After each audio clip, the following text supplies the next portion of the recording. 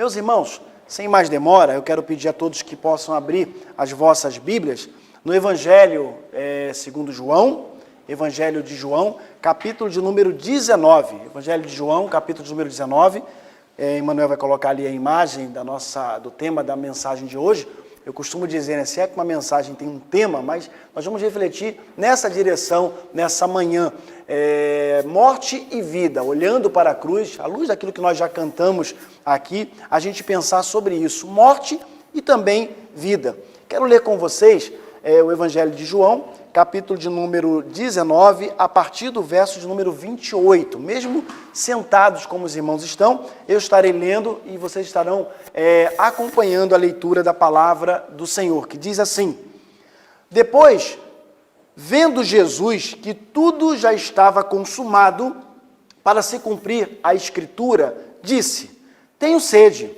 Estava ali um vaso cheio de vinagre. Eles embebedaram, ou seja, molharam, falar um português mais entendível, né? Molharam aquela esponja num vinagre que estava naquele local e fixaram num caniço e aproximaram a esponja da boca de Jesus. E o verso 30 diz assim: Quando Jesus tomou o vinagre, disse: Está consumado. E inclinando a cabeça, entregou o Espírito. Senhor, eu peço que o Senhor fale aos nossos corações através da Tua palavra lida nesse momento, não permitindo que nada venha atrapalhar o nosso entendimento daquilo que o Senhor quer fazer nas nossas vidas. Eu oro em nome de Jesus. Amém. Meus irmãos, o texto da palavra do Senhor, naquele momento ali registrado como a morte de Cristo, momento em que Jesus, o nosso Senhor, veio a morrer, mas não ficou morto, Ele ressuscitou, aleluia, Ele não ficou morto. Eu quero pensar com vocês acerca desse tema, né, morte e vida. É interessante a gente pensar que, sendo bem redundante, que ninguém gosta de pensar na morte. Pensar na morte, pensar na possibilidade de morrer, e nós vamos morrer, tão certo como o sol vai se pôr hoje, nós vamos morrer.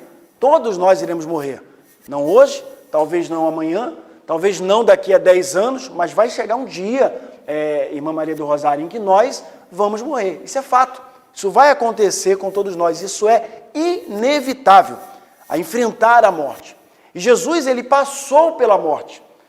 Abrindo um parênteses aqui, pensando em tantas outras filosofias, em tantas outras maneiras de viver, pessoas que se viram ou se dobram a outros deuses, achando encontrar neles alguma solução para a sua vida.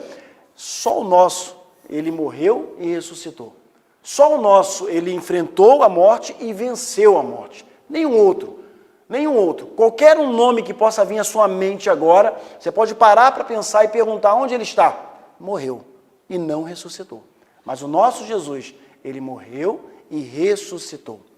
Tem um hino do cantor cristão que diz assim, eu não lembro agora qual é o hino, talvez quando eu falar aqui a letra, os irmãos que vão poder me ajudar a lembrar o número do hino.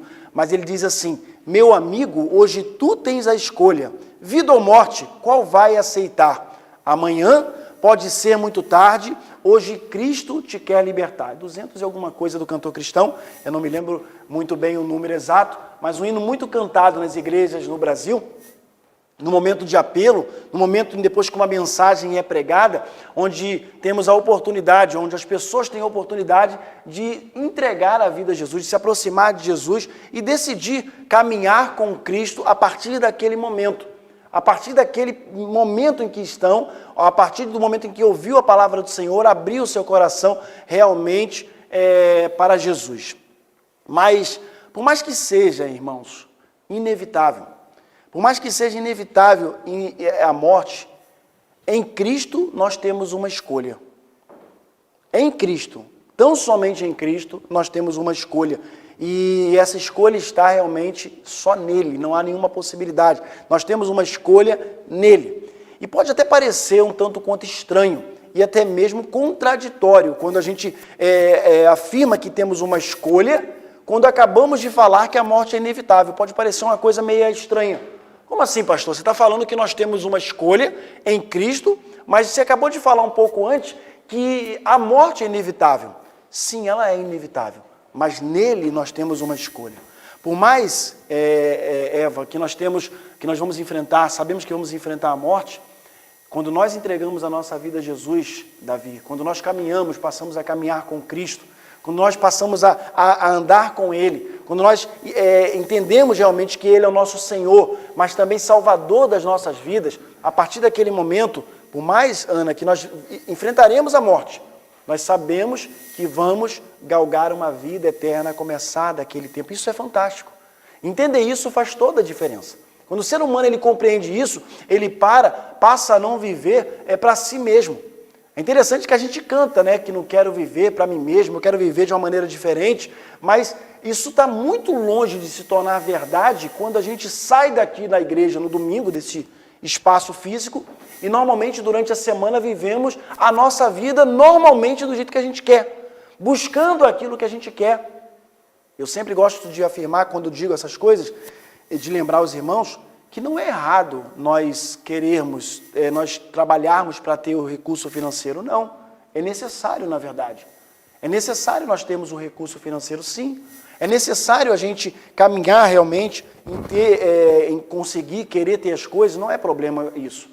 O problema é quando essas coisas passam, de fato, a ser o nosso Deus.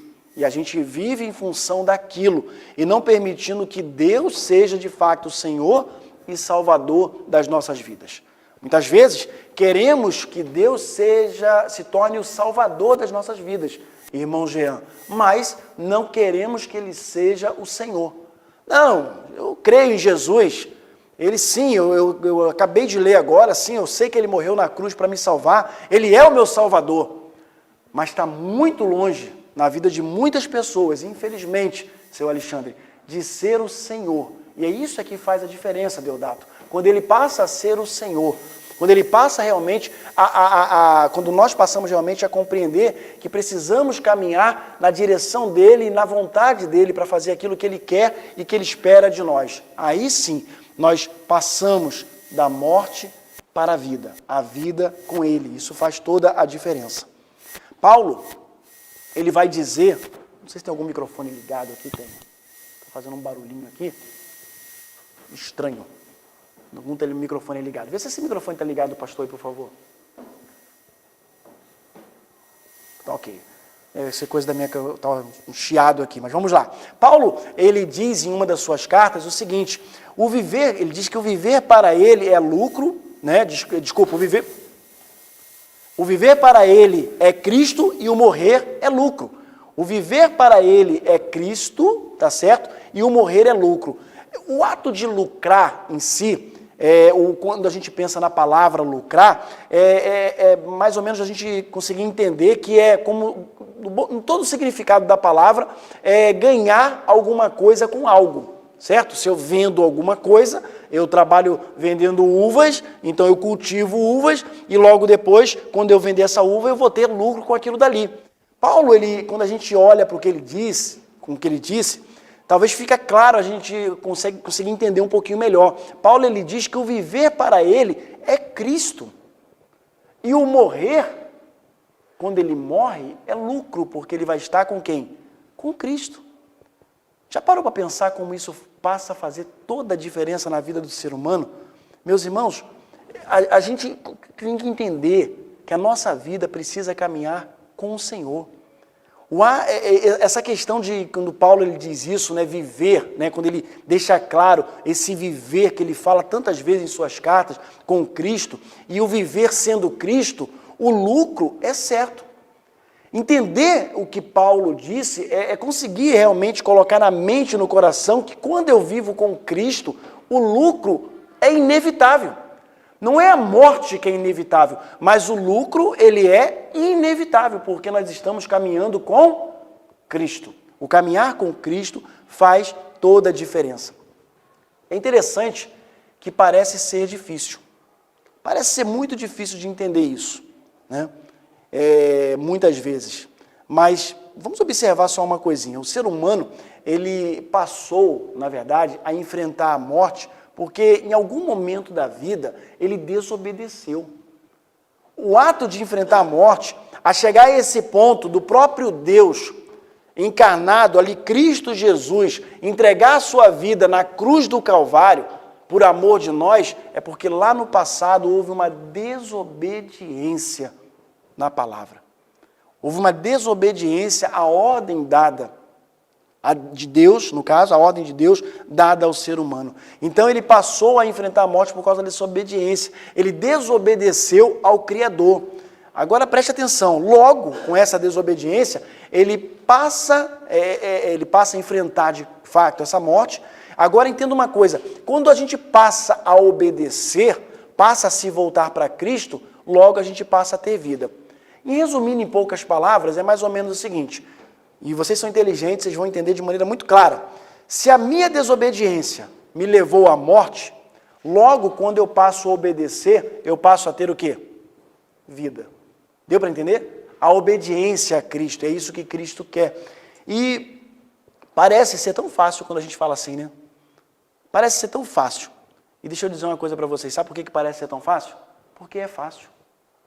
Eu escuto muitas pessoas, crentes, e às vezes cristãos falando assim, não, pastor, é difícil, você não sabe, é uma luta muito grande. Eu enfrento a luta nisso, naquilo outro, nessa ou naquela área. Meus irmãos, sim, nós enfrentamos luta. Mas a gente precisa compreender claramente que o difícil mesmo, ele já foi feito.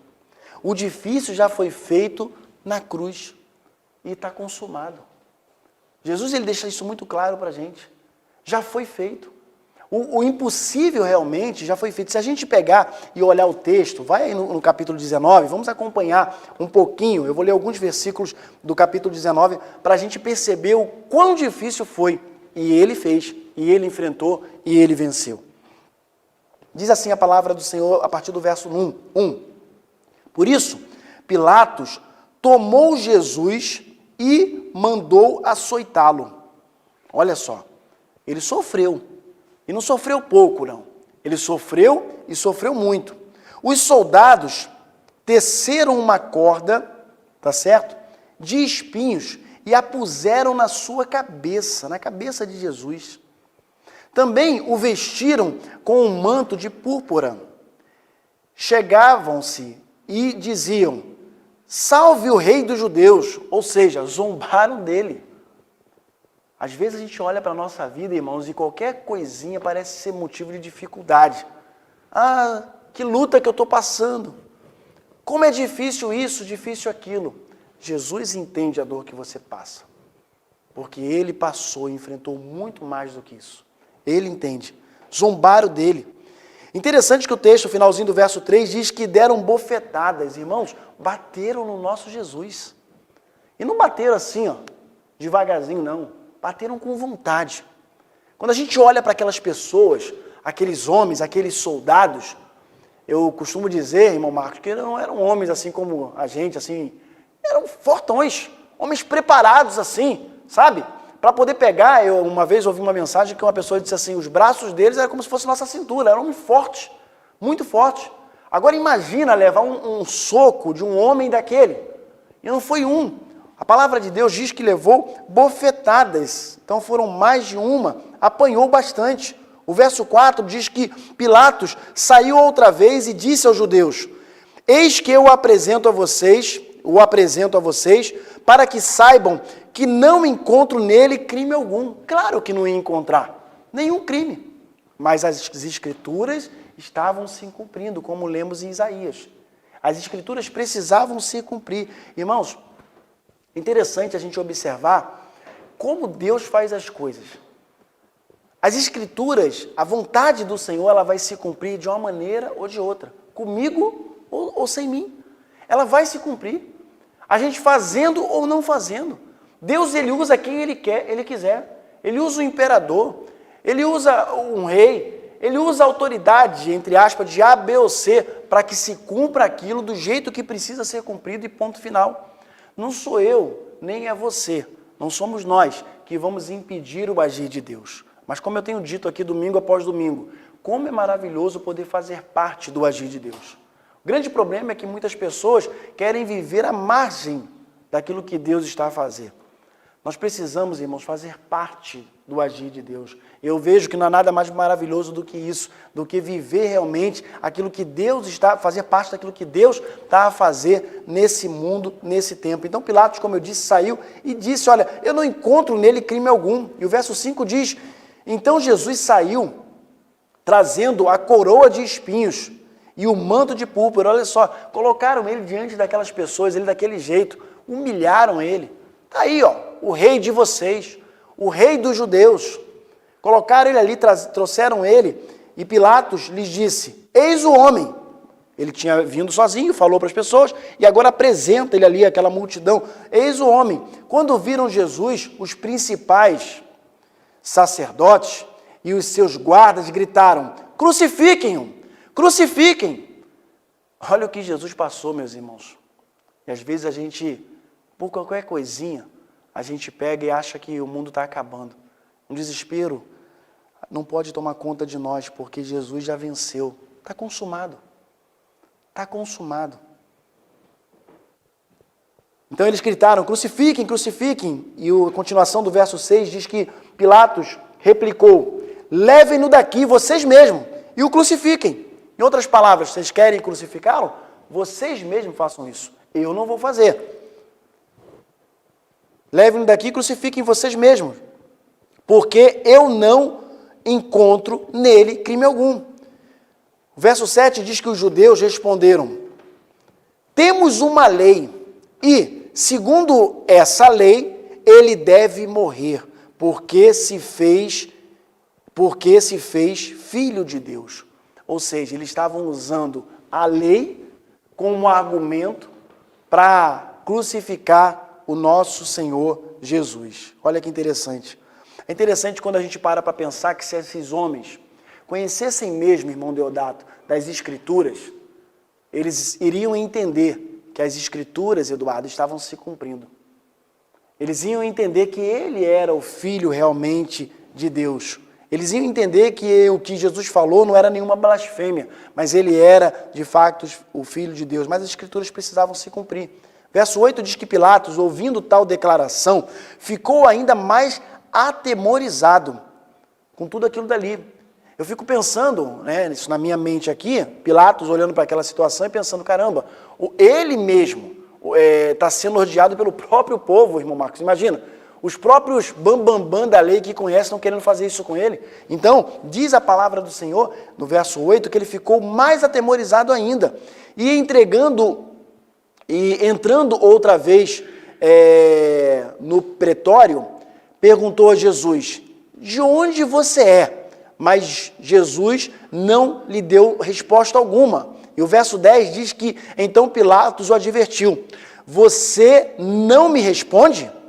Não sabe você que tenho autoridade tanto para soltar você como para crucificá-lo? Quem Pilatos pensa que era? Que ele tinha autoridade sobre Jesus. Jesus responde o seguinte, o Senhor não teria nenhuma autoridade. O Senhor não teria nenhuma autoridade sobre mim, se de cima não lhes fosse dada. Por isso, quem me entregou ao Senhor tem maior pecado. A partir desse momento, Pilatos queria soltá-lo, mas os judeus gritavam, olha só que interessante, irmãos, se você soltar esse homem, não é amigo de César. Todo aquele que se faz rei é contra César. Eles estavam colocando, de certa forma, Pilatos ali contra a parede, pastor Baltazar, porque, olha, está vendo só? Tu vai fazer isso? Ah, então você é contra o rei, porque esse aí, ele disse em alto e bom som para todo mundo ouvir que ele é o rei. Então, se ele disse isso e você o soltar, você está sendo contra César. Verso 13 diz que quando Pilatos ouviu essas palavras, trouxe Jesus para fora e sentou-se no tribunal, no lugar chamado Pavimento, que em hebraico quer dizer Gábata, e era a precipitação, ou seja, da preparação para a Páscoa, por volta do meio-dia. E Pilatos disse aos judeus, eis aqui o rei de vocês. Eles, porém, clamavam, fora, fora, crucifiquem. Então Pilatos perguntou, Devo crucificar o rei de vocês? Os principais sacerdotes responderam: não temos nenhum rei senão César. Olha só, quando a pessoa não caminha com Deus, quando a pessoa não tem temor a Deus, quando a pessoa, mesmo dizendo que tem, ela reconhece qualquer outra autoridade, mas não consegue reconhecer Jesus como autoridade em sua vida. Muitas pessoas são assim. Até dizem acreditar em Deus, até têm uma vida religiosa, mas não conseguem, de fato, entender a autoridade de Deus na sua vida, do Senhor na sua vida. E eles disseram: não temos nenhum rei senão César. E o verso 16 diz: então Pilatos entregou Jesus para ser crucificado e eles o levaram. Depois vem toda a narrativa ali, onde chegou o texto que nós lemos. Meus irmãos, a palavra de Deus deixa muito clara que Jesus sofreu tudo que precisava sofrer para que eu e você pudéssemos ter vida e uma vida diferente. Pudéssemos passar da morte para a vida. Embora enfrentar a morte aqui, humanamente falando, aqui na terra, por mais que seja atemorizante, como eu disse no início dessa palavra, por mais que seja triste olhar para uma situação, caramba, mas eu estou caminhando, por exemplo, eu já passei dos 40, vou completar 45 anos daqui a 2 meses, permitindo Deus. Então, se a média de vida, aproximadamente 80 anos ali, já passei da metade. Que nem posso chegar aos 80, posso morrer com 50, com 40, agora com 45, antes de completar os 45. Mas nós que temos Cristo no coração, precisamos compreender o como é gratificante se aproximar desse dia. Não se aproximar desse dia no sentido de nós buscarmos a morte, de maneira alguma. Não é isso. Nós não devemos buscar a morte, não. Mas entender que ela vai chegar, assim como o sol vai se pôr hoje. Ela vai chegar, de maneira natural. Que nós possamos viver aqui realmente com alegria no coração, para agradar o nosso Deus e honrar o que Ele fez por nós na cruz do Calvário. Ele nos deu uma nova oportunidade. Ele nos deu uma nova chance, uma nova maneira de viver, uma oportunidade de viver de uma maneira diferente. Eu escuto alguns cristãos dizer o seguinte: mas o cristão, a entrega a vida a Jesus, não pode passar dificuldades. Que Deus é esse que deixa a gente passar dificuldade? Que Deus é esse que deixa o filho morrer e não sei o quê? As pessoas não conseguem entender. Quando eu escuto frases assim, eu percebo claramente que o evangelho não é claro na mente das pessoas. Irmãos, nós vamos morrer. Nossos filhos vão morrer. Nós vamos enfrentar a dor do luto. Isso vai acontecer, é inevitável. Isso vai acontecer. Mas nós precisamos entender o que é importante. O importante não é o agora, mas o importante é viver com Cristo. A alegria do crente deve ser essa, se voltar para Deus, para a palavra do Senhor, para buscar realmente viver em Cristo. A partir de agora, para que outras pessoas vejam em nós essa vontade de viver, não importa. Se está difícil, eu vou glorificar a Deus. Se está fácil, eu vou glorificar ao Senhor. A palavra de Deus nos diz que em tudo nós devemos dar graça. Nós precisamos agradecer a Ele por todas as situações. É interessante que um pouco antes, em suas palavras de despedida, lá no capítulo de número 16, se você voltar aí um pouquinho a sua Bíblia, no capítulo de número 16, verso de número 33, isso mesmo, 16, verso de número 33, dentro das palavras de despedida de Jesus, a gente encontra, entre outras coisas, ele dizendo o seguinte: no mundo, vocês passarão por aflições, mas tenham coragem. Em algumas versões diz, tenham bom ânimo, tenham coragem. Sabe por quê? Eu venci o mundo. Irmãos, tenham coragem. Ele venceu o mundo. Em outras palavras, ele estava dizendo o seguinte: se eu venci, vocês, em mim, são mais do que vencedores. Deu para entender a diferença? Ele venceu. Agora, cabe a nós decidirmos se vamos querer andar com o vencedor ou se nós vamos querer andar com quem já está derrotado. Infelizmente, há muitas pessoas que ainda assim preferem andar com quem já está derrotado. Satanás está derrotado. E quando a gente não faz a vontade de Deus, irmãos, às vezes a gente quer achar um meio termo para as palavras, ou Eva, sabe? A gente quer achar assim, um jeito de falar sem não machucar muito, mas a verdade é essa. Não existe meia verdade. A verdade é Jesus. E quando eu não faço a vontade do Pai, eu faço a vontade do diabo. É literalmente isso, irmãos. Não tem meio termo, não tem uma terceira pessoa. Ou eu estou fazendo a vontade do inimigo, ou eu estou fazendo a vontade daquele que me amou. É essa que é a questão. Essa que é a grande diferença. A grande questão é, vamos andar com quem é vencedor?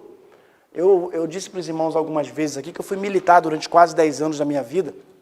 E antes disso, até na escola era assim, quando eu era pequeno, estava ali começando os anos na escola ainda, na 5ª, 6ª série, eu sempre busquei observar as pessoas que buscavam fazer o bem. Eu não tinha Cristo ainda no meu coração, mas eu sempre fui assim, eu procurava observar aquelas pessoas que tentavam andar de uma maneira correta, para caminhar com elas. No quartel era a mesma coisa. Eu via muita gente fazendo coisas erradas. Como tem gente fazendo coisas erradas no quartel, né, pastor Baltazar? Como a gente encontra? Na vida de uma maneira geral, mas na caserna, como a gente fala, a gente vê muita gente vivendo de uma maneira errada, escolhendo a vida de prostituição, a vida é fácil, sabe? Como se o seu Deus fosse o dinheiro, vivendo do jeito que quer, na farra, na bagunça. Mas mesmo antes de entregar a vida a Cristo, eu sempre tentei buscar caminhar com aquelas pessoas, como eu disse aqui, vencedoras. Às vezes tem pessoas que têm dentro de si andar com o errado, né? Tem um ditado lá no Brasil que diz assim, quem anda com porco, farelo come, né? Pelo menos alguém respondeu ali, farelo come, né? Então, assim, às vezes a gente quer andar com quem está fazendo coisas erradas. Quando a minha mãe sempre dizia assim, olha, não anda com quem é errado não, porque quando a polícia chegar, ela dizia assim, até você explicar que focinho de porco não é tomada, você já apanhou muito, né? Já apanhou muito. Até você explicar que você só estava ali junto, você já apanhou muito. Então, andar com quem faz coisas erradas. Trazendo isso para a palavra de Deus, para aquilo que nós aprendemos aqui, principalmente o que eu citei agora no final, a decisão é nossa. Nós vamos andar com quem é vencedor, com quem venceu a morte, enfrentou e venceu a morte. Ou nós vamos andar com aquele que a própria palavra diz que já está derrotado. Jesus derrotou o Satanás na cruz do Calvário. E nós somos vencedores nele, principalmente quando nós decidimos caminhar com ele. E assim temos vida em nome de Jesus. Amém?